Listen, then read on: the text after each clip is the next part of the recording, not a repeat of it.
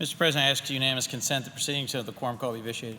Without objection, so ordered. Mr. President, I ask unanimous consent that two members of my staff, Jay Francis and Chelsea Moser, both of Wilmington, Delaware, be granted floor privileges for the remainder of this Congress.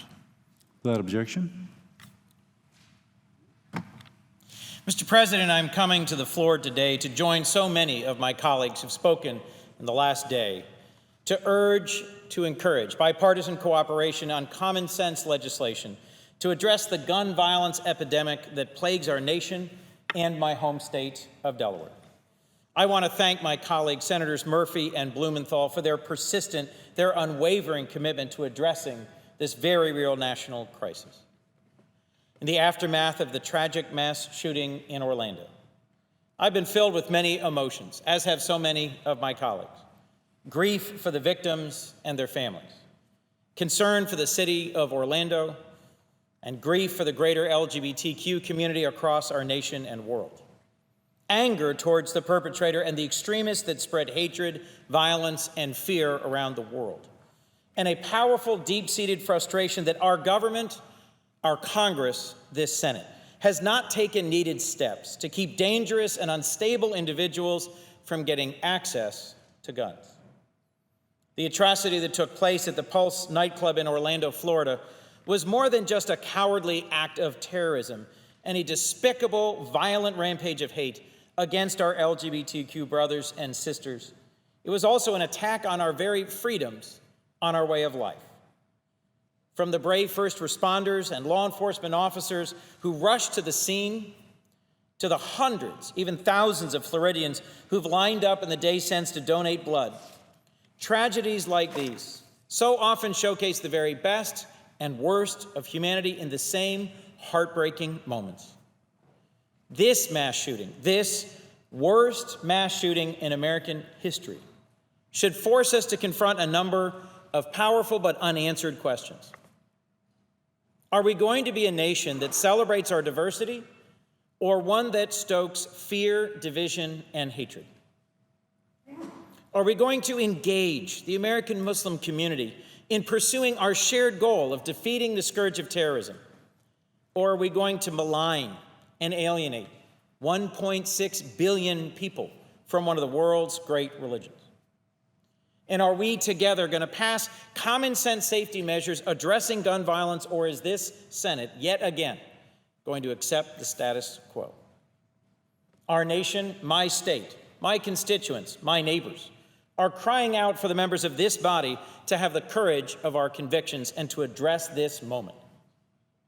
Regardless of the Orlando attacker's intentions or his background, Congress must act to prevent known or suspected terrorists from having the unfettered ability to purchase high-powered military-grade weaponry.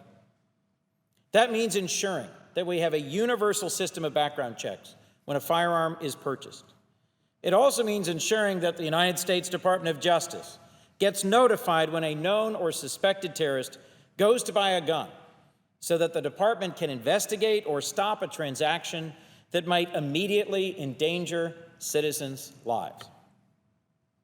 Today, an estimated 40% of all gun sales are sold by unlicensed dealers who are not required to conduct any criminal background checks under federal law.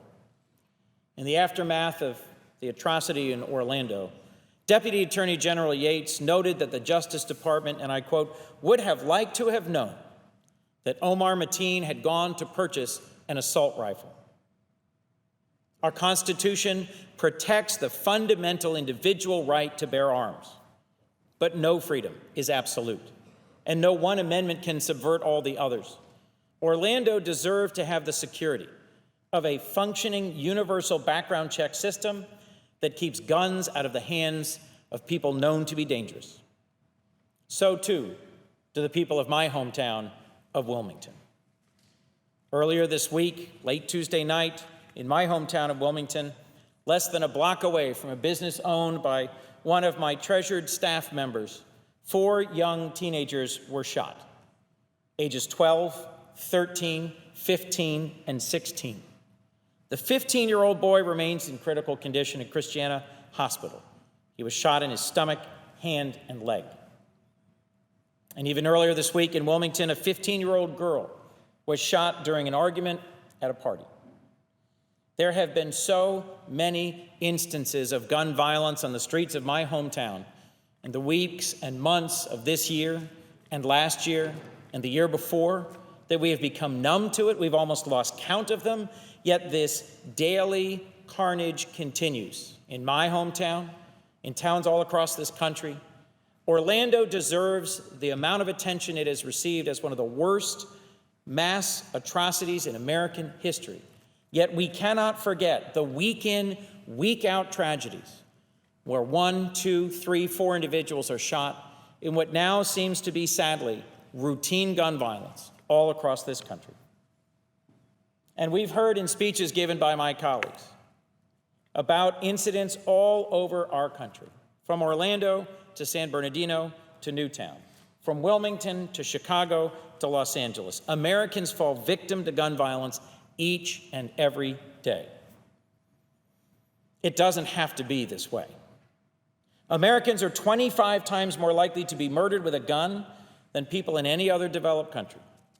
We can and we must do more to prevent senseless acts of gun violence. So today, this week, we mourn the lives taken from us too soon in Orlando. And I mourn, and many of my neighbors and constituents mourn, the lives lost in Wilmington. But we all pray that the families and friends grieving the loss of their loved ones will find strength and purpose in the days to come and will bring encouragement from actions by this Senate. Tragedies like these don't just draw our attention, don't just hold our gaze, don't just break our hearts.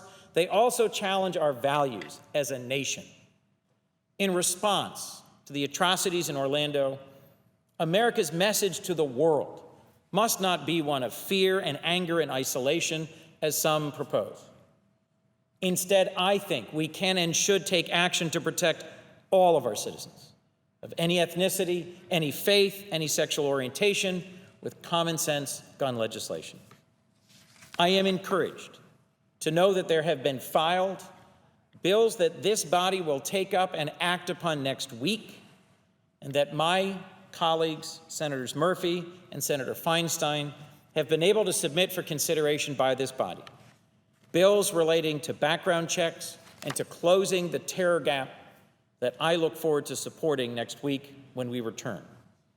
I'd like to thank all of my colleagues of both parties who've advanced proposals or have come to the floor to participate in an important effort to show the people of this country that we can work across the aisle, that we can listen to each other, and that we can, I hope, legislate. And I'd like to specifically thank my colleague, Senator Murphy, for his discipline, his engagement, and his work in an important filibuster to show the people of our country that we are listening, we are paying attention, we are working, and we will soon take action. With that, thank you, Mr. President.